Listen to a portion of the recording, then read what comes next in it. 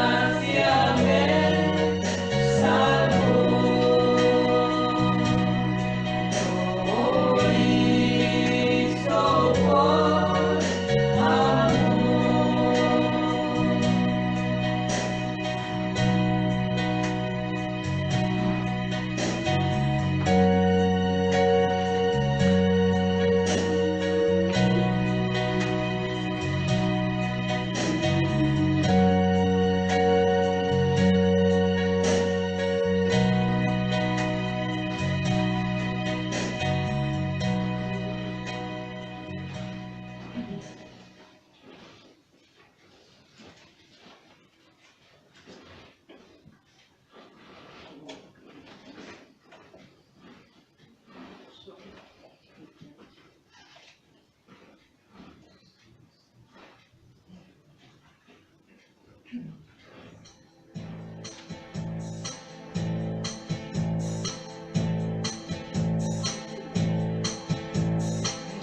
sus rayos de oro manda llegar. Las sombras de la noche traspasó y el día al despuntar es cruz desperfiló y de una dicen que roto el amor. La historia fue en el pueblo de Israel, historia que en el tiempo perduró y hoy se puede hablar sabiendo que la luz vencía las tinieblas en la cruz. El día en negra noche se volvió. Los cielos no escondieron su dolor y el cielo y tierra fue testigo de su amor, pues todo estaba escrito y se cumplió. Las gentes que vivieron el dolor del justo que moría en esa cruz, supieron que después venció y resucitó, abriendo así el camino del perdón. Detente, peregrino, ¿dónde vas? ¿Dónde vas? No pases por el mundo sin saber que el hombre atado está, que nada puede hacer, se salva por la gracia de la fe. En la tierra y cielo puedes ver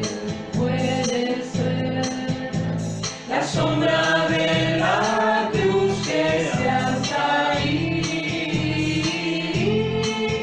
y puedes comprobar su sangre que al brotar ganaba la batalla para ti. Y puedes comprobar su sangre que al brotar ganaba la batalla para ti, para ti. Y puedes comprobar su sangre que al brotar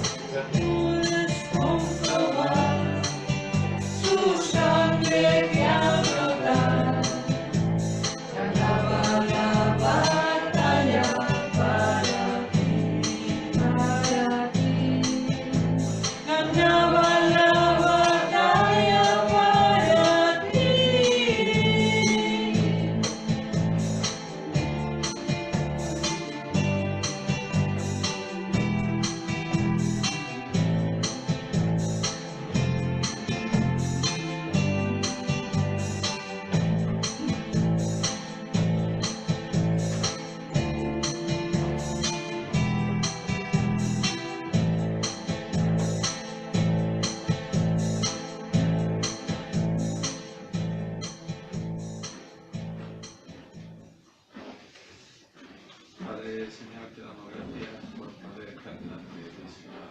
Como dice en tu palabra, Señor, la noche en que Jesús fue entregado, tomó pan y dando gracias lo partió y dijo: tomad, comed, esto es mi cuerpo que por vosotros es partido, haced esto en memoria de mí. Bueno, vamos a continuar con la segunda parte de esta enseñanza que he traducido del pastor John MacArthur acerca de qué es la fe, ¿no? Es un tema que considero que es un tema fundamental, ¿no? Bueno, ¿qué es la fe? El justo por la fe ha de vivir. Y es algo que debemos estar fundamentados, ¿no? En la fe, ¿no? Por esa razón, pues la traduje, ¿no? Y la semana pasada, o la anterior, perdón, hablamos acerca de la certeza o la sustancia y la evidencia de la fe, ¿no? Que realmente la fe hace que las cosas futuras y las promesas de Dios las hagamos una realidad y toma sustancia en nuestras vidas, ¿no? Y básicamente toda la enseñanza fue sobre ese punto. El primer punto, este es un mensaje de 3 puntos, y luego ya se mueve al segundo punto, que es hacia el testimonio de la fe, ¿no? Que se encuentra en el versículo 2. El testimonio de la fe, porque por ella alcanzaron buen testimonio los antiguos. Ahora, los antiguos se refiere a los santos del Antiguo Testamento, a los padres de Israel, ¿no? Los grandes, que él nombra en este capítulo en particular. Y la palabra testimonio aquí tiene que ver con recibir aprobación. Fueron elogiados estas personas y aprobadas por Dios. Lo que significa es que vivieron por fe. Y, por lo tanto, Dios los aprobó. Dios aprueba a aquellos que obran en fe. Y creo que hay un sentido en el que cada hombre, cada mujer que vive por fe espiritual en Dios, tiene dentro de su propio corazón el conocimiento o el testimonio de la aprobación de Dios en su vida. ¿No tienes tú eso? ¿No sientes un cierto tipo de paz y un cierto tipo de seguridad de haber llegado a la realidad cuando has confiado en Dios? Creo que sentimos su aprobación y lo vemos durante todo el capítulo, ¿no? Abel creyó a Dios con respecto al sacrificio, lo hizo por fe y Dios aprobó su sacrificio y fue elogiado por Dios, ¿no? ¿No es así? Enoc creyó a Dios que no moriría y no lo hizo. Dios estaba complacido y Dios lo aprobó. Noé creyó a Dios que iba a llover y fue heredero de la justicia por creer en Dios. Dios lo aprobó. Abraham y Sara creyeron a Dios que recibirían un hijo y Dios aprobó su fe y recibieron un hijo. La Biblia dice que sin fe es imposible hacer ¿qué? Agradar a Dios. Sin fe no puedes complacerlo, no importa lo que tú puedas hacer por Dios, pero si no tienes fe, no puedes agradar a Dios. Pero si tienes fe, Él se complace y Él te aprueba. El hombre que trata de vivir en este mundo sin fe, vive el tipo de existencia sombría, negra y desesperada que lo lleva a un destino que no tiene ninguna respuesta. ¿Te imaginas no creer en nada? ¿Te imaginas tratar de cegarte para no pensar en lo que sucederá después de morir? ¿Puedes imaginarlo? Aquí estos personajes que vemos aquí, Isaac, Jacob, José, Moisés, Josué, Gedeón, Barak, Sansón, Jefté, David, Samuel y todos los que figuran en este capítulo 11 creyeron a Dios. Y Dios dijo, eso es bueno, yo los apruebo. Confiaron en lo que no podían ver, depositaron sus vidas en ello. Y te imaginas vivir en un mundo tan negro que no tienes ninguna esperanza en nada y simplemente te das cuenta de que no eres nada en medio de un universo que es una especie de estupidez que no tiene sentido. Especialmente en un mundo que ha rechazado a Dios por completo. Si no hay Dios fuera de este pequeño mundo, del tamaño de un guisante flotando en medio de un universo infinito, si no hay Dios, si la existencia no tiene sentido ni propósito, entonces estamos atrapados en la broma más estúpida que haya existido jamás. Ya sabes, el hombre moderno se ha metido en un dilema. Y esto ha sido descrito por hombres como Francis Schaeffer y otros hombres que han estado escribiendo libros sobre este tema, el dilema del hombre. Y es de lo más interesante. Déjame darte un poco de información y te daré una pequeña lección de filosofía para ayudarte a entender lo que sucede a un hombre que no tiene fe en Dios.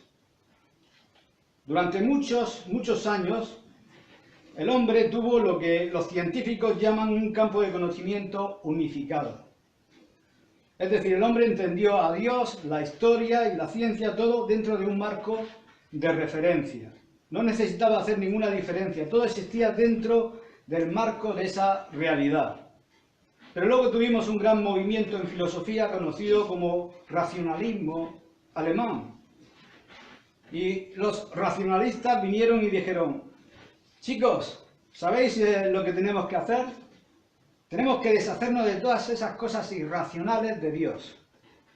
Y así los racionalistas comenzaron a atacar la religión. Y habían hombres como Graf, Wellhausen, Bauer, Strauss y Renan, que era un ateo francés. Y estos hombres comenzaron a atacar todas las cosas sobrenaturales. Y su primer ataque, ya que estaban en Europa, fue la Biblia. Y surgieron algunos de ellos. Uno de ellos, a un hombre se le ocurrió decir que solamente habían 26 versículos en la Biblia inspirados. 26 versículos que tenían significado. El resto era solo, ya sabes, todo lo que tenía algún tipo de cosa sobrenatural o milagroso era borrado. Y así simplemente suprimieron la Biblia. Así que el racionalismo redujo al hombre a un nivel de existencia que llamaremos al nivel de la razón. Ahora, esto era muy difícil de manejar para el hombre porque significaba que el hombre vivía en un mundo que era puramente racional y puramente lógico y que el hombre no era más que una máquina, solo era racional. Si no fuera algo racional, no podías creer en ello.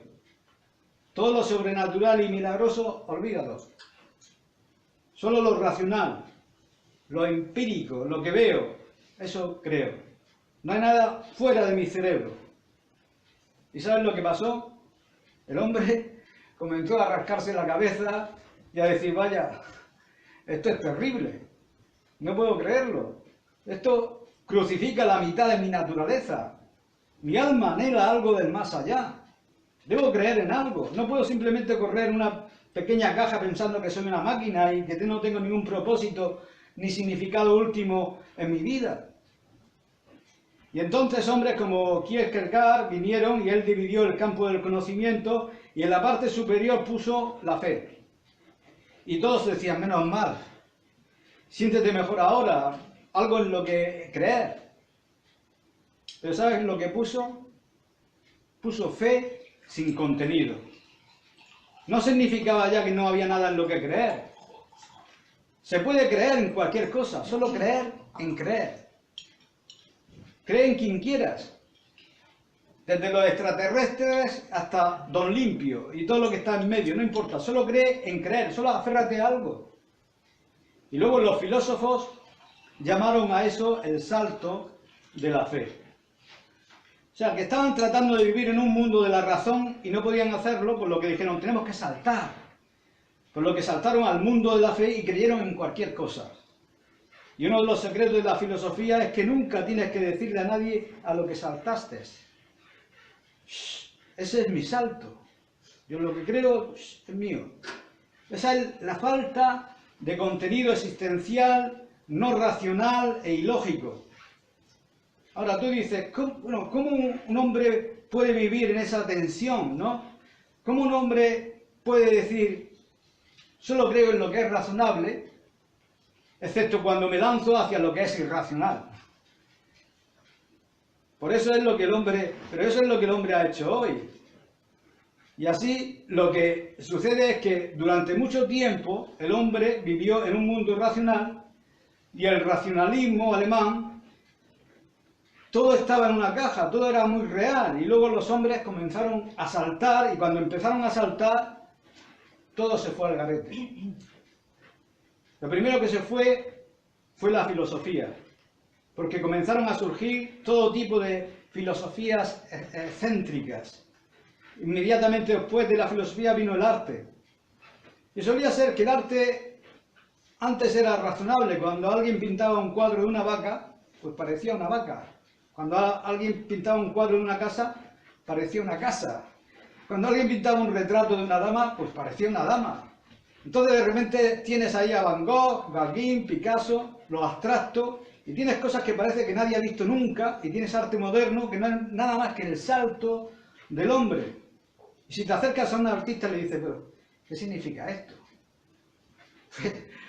Has insultado a ese tipo, déjalo en paz. Eso es su salto. Y después del arte vino la música dio un salto. Y tienes a todo tipo de personajes y grupos con todas esas cosas raras. Y tienes todo ese rollo que no tiene ninguna rima, no tiene razón, no tiene sentido alguno. Y luego vino la cultura. La cultura también saltó para mantener su existencia, ¿no? Y la gente comenzó a escribir, y la gente como Dylan Thomas, la gente como Arthur Miller, que escriben cosas que simplemente destruyen, simplemente lo destruyen todo, cada vez más, cada moralidad, cada código ético, todo. Simplemente aplastan el amor, aplastan la honestidad, rompen con lo que es correcto, simplemente lo destruyen todo. Saltan hacia arriba, hacia una especie de nada amoral, ilógica y sin contenido. No hay verdad, no hay moralidad, solamente desesperación. Y después le tocó a la teología. Alguien alardeó y dijo, ¿adivina qué? Dios ha muerto. ¿Recuerdas eso? Y entonces se puso allí en la historia superior, ¿no? Un salto sin contenido hacia la nada. ¿Y sabes qué? ¿Sabes cómo yo llamo todo eso? Lo absurdo. No puedes hacer eso. Y esto está ilustrado con una película muy antigua, llamada Trampa 22, que trata sobre una isla en el Mediterráneo, ¿no? El nombre de la isla era Pianosa, y allí en esa isla había un escuadrón de aviadores americanos que volaban en misiones sobre el sur de Europa durante la guerra. Había un hombre en la isla que era uno de los aviadores y odiaba estar en esa situación. Podría importarle menos el patriotismo que cualquier cosa, solo quería salvar su piel. Y estas misiones eran muy peligrosas. Ahora, la única manera de salir de esa situación era después de hacer 25 misiones. Bueno, luego vino un coronel y la elevó a 30, ¿no? Después el coronel Kafka las elevó a 35, a 40, 45, 50, hasta el infinito. No había salida. Solo por una cosa podría salir de allí, y eso sería si estuvieras loco. Y esa fue la trampa. Si estuvieras loco podría salir, pero tenías que demostrar estar loco. Y solo los locos volarían en esas misiones, así que si tú te hicieras el loco para salir de ahí, tenías que demostrarlo teniendo misiones suicidas, ¿no? Así que no había salida. No había salida. Y este hombre finalmente toca fondo y hace lo único que puede hacer. Se dice a sí mismo, voy a construir una balsa por la noche y me escaparé y navegaré hasta Suecia. Pero alguien viene y le dice, oye, no puedes hacer eso, las corrientes te van a llevar al otro lado, a la zona enemiga. Y el hombre dice, ¿a ti qué te importa? Yo creo esto, déjame en paz, este es mi salto. O sea que cuando todas las opciones racionales se han cerrado, el hombre hace lo que es absurdo. ¿Sabes por qué la gente toma drogas hoy? Se han quedado sin opciones racionales. Y es un salto encontrar algún tipo de escape en un mundo sin sentido que no los lleva a ninguna parte. Y eso es un salto hacia algo a lo que agarrarse. Y los jóvenes están tomando drogas y hablando de experiencias. Y la gente se está apoderando de la reencarnación, la brujería, la astrología y todo tipo de cosas excéntricas porque han perdido todas las opciones racionales. Simplemente están saltando por todas partes hacia cosas sin contenido, sin sentido. ¿Veis? Eso es lo que le sucede al hombre que no puede tener una fe sustancial y orientada en Dios. No necesitas saltar hacia lo absurdo. Hay un Dios. Y Él es real y puedes poner tu fe en Él. No necesitas tener creencias extrañas, puedes creer en Dios. No hay esperanza para el hombre a menos de que haya un Dios. El hombre termina saltando de un lado a otro. Y cada uno de esos saltos es tan insípido y vacío como el anterior. Y está atrapado en esa horrible tensión y por eso a menudo se suicida. Y por eso él hace estupideces como construir una balsa y navegar hacia Suecia. Porque no tiene respuestas racionales. Solo hay una respuesta racional y esa es Dios. Dios que hizo el universo. Y ha habido hombres desde la época de Adán que han creído en Dios y la vida para ellos ha sido significativa y ha tenido sustancia y ha tenido sentido. La vida para ellos ha tenido la convicción de una realidad futura en la que pueden basar sus vidas. ¿Y sabes qué? Cuando sus vidas terminaron, tuvieron razón. Creer en Dios da razón para vivir. Las personas que creen en Dios no se quedan atrapadas en lo absurdo. La vida tiene un significado. Así que hemos visto la naturaleza y el testimonio de la fe. Y en tercer lugar, veamos la ilustración de la fe. Y esto también es bueno, en el versículo 3, donde dice, por la fe entendemos haber sido constituido el universo por la palabra de Dios, de modo que lo que se ve fue hecho de lo que no se veía. El escritor de Hebreos les está diciendo a estos judíos, a quien iba dirigida esta carta, debéis tener fe. Y les está diciendo, en efecto, en el versículo 3, y ya lo hacéis, porque ya creéis que Dios creó el universo y seguramente lo creían.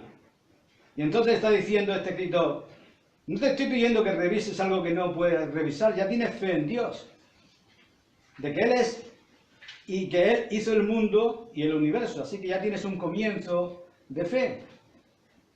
Ahora, esta es una afirmación fantástica, la creencia de que el mundo visible y el universo y las edades son creadas por Dios, que eso es una convicción de fe y no de vista, como hemos leído en el versículo 3. Nadie sabe eso por vista.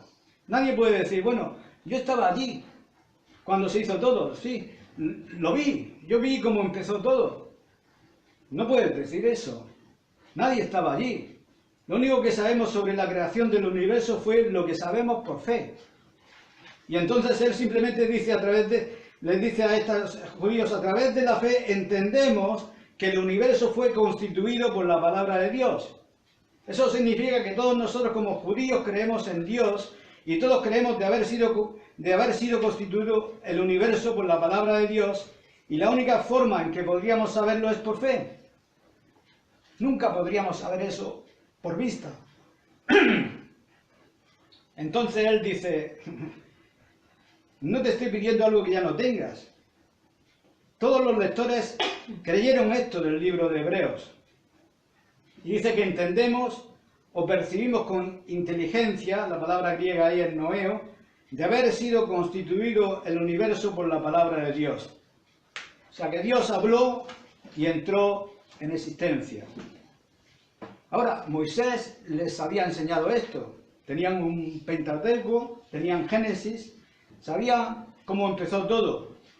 ¿Veis? Él simplemente está estableciendo aquí que la fe no es una cosa extraña para ellos. Por la fe creyeron que Dios hizo el mundo. ¿Sabes que el origen del universo es un problema que los filósofos no pueden resolver? ¿Lo sabías? Ellos no pueden hacerlo. Un gran filósofo, Bertrand Russell, pasó 90 años como filósofo. Y en mi escritorio tengo un libro que él escribió titulado ¿Por qué no soy un cristiano? Y en él da algunos de los argumentos más ineptos contra el cristianismo. y bombardea el cristianismo y pasó toda su vida atacándolo. Y tenía todas esas respuestas sobre los orígenes, pero resumió su vida después de 90 años de filósofo con estas palabras: la filosofía ha demostrado ser un fracaso para mí. Una vez escribió audazmente en ese libro de ¿Por qué no soy cristiano? Estas palabras: digo deliberadamente que la religión cristiana ha sido y sigue siendo el principal enemigo del progreso moral en el mundo. Toda la concepción de Dios se deriva del antiguo despotismo oriental, una concepción bastante indigna de los hombres libres. Y continuó diciendo: debemos conquistar el mundo con inteligencia. Y suena vigoroso eso, ¿no? Después de 90 años dijo que todo eso fue un fracaso. Murió sin saber nada, absolutamente nada. Él no tenía nada en qué creer. ¿Saben lo que hacen los filósofos? Hacen garabatos con las palabras en lugar de hacerlos con lápices. Ellos usan las palabras y hacen garabatos con ellas. Simplemente hacen un montón de garabatos verbales. En Colosenses 2:8 dice esto: mirad que nadie os engañe por medio de las filosofías. Y tú puedes decir, bueno, la ciencia sabe la razón por la que se hizo el universo. La ciencia la tiene. Los filósofos podrían no saberlo, pero los científicos sí lo saben. Pues los científicos no lo saben. Y dices, ¿quiere decir que los científicos no saben cómo comenzó el universo? Por supuesto que no. La ciencia solo puede observar lo que está sucediendo y decirte lo que está sucediendo, no por qué está sucediendo. Ahora, observa esto: la ciencia simplemente descubre leyes que ya existen. Pero la ciencia está intentando estúpidamente ir más allá de lo que puede hacer en aquello que no puede hacer. Y eso es observar las cosas antes de que existan. Me temo que la ciencia no puede asumir esta carga. Ahora, la ciencia puede decir: oh, esto es una roca, o esto es una sustancia química, o eso es esto, o eso es lo otro, ¿no? Pero no puede decir de dónde vino, ni por qué vino. Solo sabe lo que observa. Pero ¿sabes qué? Los científicos y los filósofos siempre se han cerrado en banda y siempre han dicho: ahora os diremos de dónde vino el universo.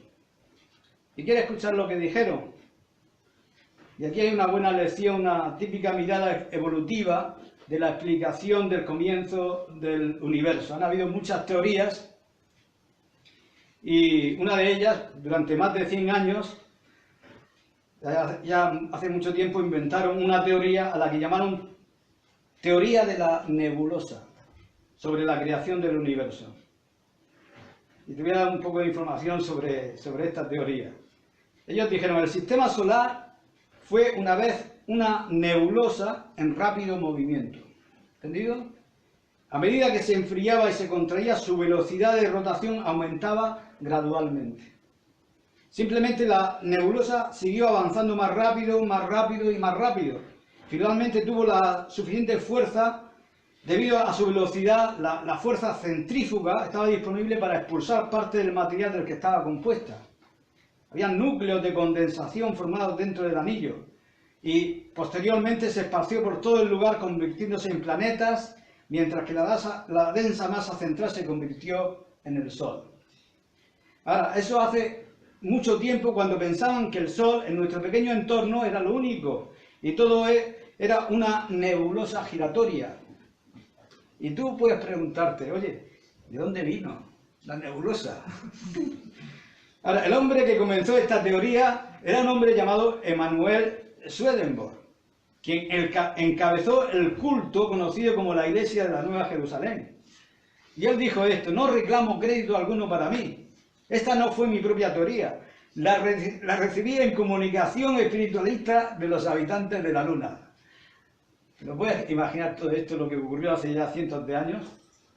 La teoría de la nebulosa duró más de 100 años y fue reemplazada por la teoría de las mareas. Ahora, este fue el esfuerzo de George Darwin, hijo de Charles Darwin, que estaba ansioso por extender el concepto de evolución de su padre a todo el universo. Así que inventó una historia intrigante de cómo la Tierra y la Luna evolucionaron en una gran masa de plástico caliente hace 4.000 millones de años. Solamente piensa en esa idea, ¿no? Eso realmente no funcionó muy bien, por lo que duró muy brevemente, ¿no? Y yo paso a una nueva teoría, llamada la teoría del estado estacionario, y esa es la teoría de la materia autocreada. La materia autocreada tiene la sorprendente capacidad de condensarse en galaxias en las que evolucionan estrellas, planetas, satélites, cometas, plantas, animales, personas, materia de autocreación. Así que todos somos la progenie de un vacío. Bueno, esto estaba en gran conflicto con la teoría superdensa conocida como el Big Bang, que comenzó como un núcleo primitivo hace 5.000 millones de años, según dicen, y explotó. Ahora, el núcleo era tan denso que cuando se expandió de 10 a la potencia de 44 y se convirtió en el universo. Originalmente ese globo superdenso era el tamaño de nuestro universo, pero se hizo estallar de 10 a la potencia de 44 y la gran masa era de 100 billones de veces la densidad del agua y su nombre era Yolén. Pero esa teoría tampoco lo hizo bien, las nuevas teorías siguen llegando. ¿Ves? El problema es que una pequeña mente, insignificante por muchos tubos de ensayo que tenga en su laboratorio, no puede captar el infinito. La ciencia no tiene acceso al porqué de nada. Pablo le dijo a Timoteo, cuídate con la falsa mente llamada ciencia. No hay nada malo en la buena ciencia, la ciencia observable, ¿no? Pero la ciencia no tiene por qué meterse en los orígenes. Nunca hubo un Yolén, ni una gota superdensa, ni ninguna masa de hidrógeno autocreada. ¿Sabes que lo que los filósofos y los científicos no pueden descubrir, tú y yo podemos hacerlo? Por fe, sabemos que Dios constituyó el universo. La ciencia y la filosofía no se dan por vencidas. Y llevan eso a nuestros hijos en las escuelas y les enseñan todo esto. ¿Y sabes en qué se basa toda la evolución? Se basa en el principio astuto, no sé si esto lo he entendido y traducido bien, pero se basa en el principio astuto de que en tiempo de nadie, nada es igual a todo. Nada por nadie igual a todo. Nada por nadie igual a todo. Nada por nadie igual a todo. Incluso los evolucionistas están tratando de averiguar lo que están diciendo. Kirkwood, un evolucionista de Inglaterra, de algún gran rango en el mundo, escribió un libro muy importante desde una perspectiva evolucionista, en una antología de la evolución. Y en una declaración toma todos los principios básicos de la evolución y dice, caballeros, no podemos probar ninguno de ellos. De hecho, es probable que no sean probables. Será mejor que reconsideremos nuestro caso. Y leí una cita de un científico evolutivo que dijo esto, rechazo la idea de Dios. De un Dios creador. Entonces, ¿qué otras alternativas tengo? No tenía ninguna. El profesor T.L. Moore del Departamento de Física de la Universidad de Cincinnati dijo, hablar de la evolución, del pensamiento del lodo del mar a la ameba, de la ameba a un hombre consciente y consciente de sí mismo, no significa nada. Es la solución fácil de un cerebro irreflexivo. Fin de la cita. Los astrónomos nos dicen que hay un promedio de 100.000 millones de estrellas en una galaxia. Al menos 100.000 millones de galaxias en el espacio conocido. Y si Einstein tuvo razón, el espacio total es 1.000 millones de veces mayor que el espacio conocido. Y eso son muchas estrellas.